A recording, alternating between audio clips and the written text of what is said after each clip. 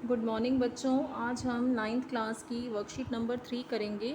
ये वर्कशीट आपकी 9 जुलाई के लिए शेड्यूल की गई है। विद्यार्थी का नाम यहाँ अपना नाम लिखेंगे आप, कक्षा अध्यापक का नाम यहाँ अपनी क्लास टीचर का नाम लिखेंगे। आज की वर्कशीट में भी हम कोशिका के बारे में ही पढ़ेंगे। पिछली वर्कशीट में भी हमने कोशिका के बारे में जाना था। रीना अपने घर के पीछे पार्क में खेल रही थी। उसके आसपास की विशाल विविधता ने उसका ध्यान खींचा, चाहे वह सजीव हो या निर्जीव। फिर उसने जीवित जीवों पर ध्यान केंद्रित किया। सभी छोटे कीड़े, तितलियां, यहाँ तक कि उसके दोस्त भी सभी जीवित प्राणी हैं। तब उसने अपने चारों ओर सभी पौधे, पेड़, झाड़ियाँ देखी। महसूस किया कि ये सभी जीवित हैं, लेकिन यह भिन्न कैसे हैं। यह वास्तव में मूल संरचना, जिसे कोशिका कहते हैं, उसकी वजह से भिन्न है, जिसके द्वारा वह बने हैं। क्या कहा जा रहा है इस वर्कशीट में? रीना जो है अपने घर के पीछे पार्क में खेल रही थी जब, तो उसने आसपास सारी चीज़ों को देखा। ठीक है, चाहे वो सजीव हों। सजीव मतलब क्या? जिसमें जो सांस लेती हैं, जो चल सकती हैं। आपने सजीव और निर्जीव में अंतर पढ़ा। और निर्जीव क्या होती हैं? जो सांस नहीं ले सकती। ठीक है, तो फिर उसने जीवित जीवों पर ध्यान केंद्रित करना शुरू किया। उसने कीड़े देखे, तितलियां देखी, और उसके जो दोस्त हैं वो भी सभी क्या हैं? जीवित प्राणी हैं।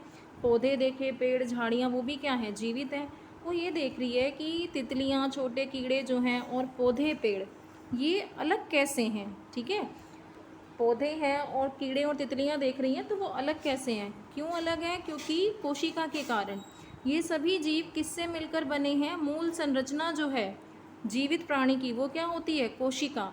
और जिससे ये मिलकर बने हैं, कोशिका की वजह से ही ये अलग अलग हैं। ठीक है, जिससे हमारा जो जीव मिल करके बना है वो कोशिका से मिलकर बना, और इस कोशिका की वजह से ये जीव अलग हैं।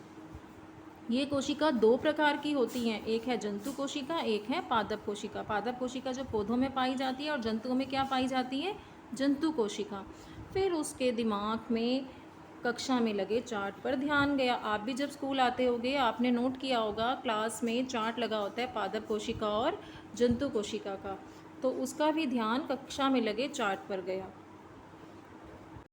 ये देखिए, यहाँ आपको जंतु कोशिका दिखाई गई है, तो मैं यहाँ आपको ड्रॉ करके समझा रही हूँ। जंतु कोशिका में क्या है? यहाँ सेंटर में क्या है? ये एक इन्होंने केंद्रक दिखाया है। ठीक है, और केंद्रक के अंदर एक यहाँ पे जो छोटा सा ये बॉल सी दिखाई हुई है, ये क्या है? केंद्रिका है। और यहाँ पे धागे जैसी संरचनाएं हैं, ये क्या है? जिन्हें हम क्रोमोसोम्स भी कहते हैं, और गुणसूत्र हैं ये। ठीक है, उसके बाद यहाँ पे देखो, ये आपको संरचना ऐसे दिखाई हुई है। ये क्या है? गोल्जीकाएँ हैं। फिर आपको यहाँ लाइसोसोम्स दिखाए गए हैं। अंतर्द्रव्यीय जालिका क्या है? केंद्रक के बाहर कुछ इस तरीके की संरचनाएं होती हैं ऐसे, तो ये क्या है? अंतर्द्रव्यीय जालिका। उसके बाद यहाँ पे क्या होता है? ये कोशिका द्रव्य होता है सारा। ठीक है, और ये बाहर वाली जो झिल्ली है, इसे हम क्या बोलते हैं? कोशिका झिल्ली। इसके अंदर सारा ये क्या होता है? कोशिका द्रव्य। ऐसे ही केंद्रक के अंदर जो होता है उसे हम बोलते हैं केंद्रक द्रव्य। फिर यहाँ पे एक माइटोकॉन्ड्रिया आपको दिखाया हुआ है। ये माइटोकॉन्ड्रिया को हम कोशिका का बिजली घर भी कहते हैं। ये ऊर्जा प्रदान करता है कोशिका को। यहाँ पे आपको देखो रिक्तिका दिखाई गई है। तो ये सभी नाम आपको आने चाहिए, ये चित्र बनाना आपको आना चाहिए। आपकी एनसीईआरटी बुक में भी दिया हुआ है जंतु कोशिका का चित्र। ठीक है, आगे देखिए, यहाँ आपको पादप कोशिका दिखाई गई है। पादप कोशिका में क्या है? कोशिका झिल्ली, ये कोशिका भित्ति है। ये कोशिका भित्ति है, और ये क्या है? कोशिका झिल्ली। कोशिका भित्ति के कारण ही जो पौधे होते हैं वो क्या होते हैं? दिखने में जो कठोर होते हैं। ठीक है, तो ये एक बड़ा अंतर है जंतु कोशिका और पादप कोशिका में। जंतु कोशिका में कोई कोशिका भित्ति नहीं होती, लेकिन पादप कोशिका में कोशिका भित्ति होती है बाहर की तरफ, और ये फिर अंदर यहाँ कोशिका झिल्ली दिखाई गई है। इसमें भी गोल्जीकाएँ होता है। यहाँ इसमें केंद्रक दिखाया गया है। ठीक है, यहाँ ये साइटोप्लाज्म है, यहाँ जिसे आप कोशिका द्रव्य बोलते हैं। फिर ये राइबोसोम्स दिखाए गए हैं। ये रिक्तिका इसमें बड़ी होती हैं। यहाँ भी माइटोकॉन्ड्रिया है ये। ठीक है, रिक्तिकाएँ जो हैं जंतु कोशिका के मुकाबले इसमें क्या होती हैं? बड़ी होती हैं। ये अंतर्द्रव्यीय जालिका है। यहाँ गोल्जीकाएँ है। अब इसका जो केंद्रक है वो परिधि की तरफ होता है इसकी। ठीक है, तो यहाँ आपको दिया गया है, देखिए। क्या आप चित्र से पादप और जंतु कोशिका की पहचान कर सकते हैं? आइए हम जंतु कोशिका और पादप कोशिका के बीच के अंतर को दोहराते हैं। कोशिका पादप कोशिका और जंतु कोशिका दी गई है। पादप कोशिका में कोशिका भित्ति पाई जाती है, ये मैंने आपको बताया, लेकिन जंतु कोशिका में कोशिका भित्ति नहीं होती है, इसमें होती है। हरित लवक पाए जाते हैं। हरित लवक को आप क्या बोलते हैं? क्लोरोप्लास्ट। ये देखिए पादप कोशिका में क्या है, ये हरित लवक दिख रहे हैं यहाँ, और इन्हीं हरित लवक के कारण ही पौधा जो है वो अपना भोजन खुद बना पाता है। तो दूसरा डिफरेंस, दूसरा अंतर क्या हो गया कि पादप कोशिका में हरित लवक पाए जाते हैं, इसमें नहीं पाए जाते। इसमें जो सेंट्रोसोम हैं वो अनुपस्थित होते हैं। सेंट्रोसोम क्या होते हैं? तारे की तरह, तार की तरह संरचना होती है, ठीक है। जो साइटोप्लाज्म होता है कोशिका का, जो साइटोप्लाज्म है, इसमें केंद्रक के पास तार की तरह संरचना होती है, जिसे क्या बोलते हैं? सेंट्रोसोम। तो इसमें सेंट्रोसोम अनुपस्थित होते हैं और इसमें सेंट्रोसोम उपस्थित होते हैं। एक ये भी डिफरेंस हो गया। उसके बाद इसमें रिक्तिकाएँ क्या हैं? बड़ी हैं और संख्या में कम होती हैं, जबकि जंतु कोशिका में रिक्तिकाएँ छोटी और संख्या में ज़्यादा।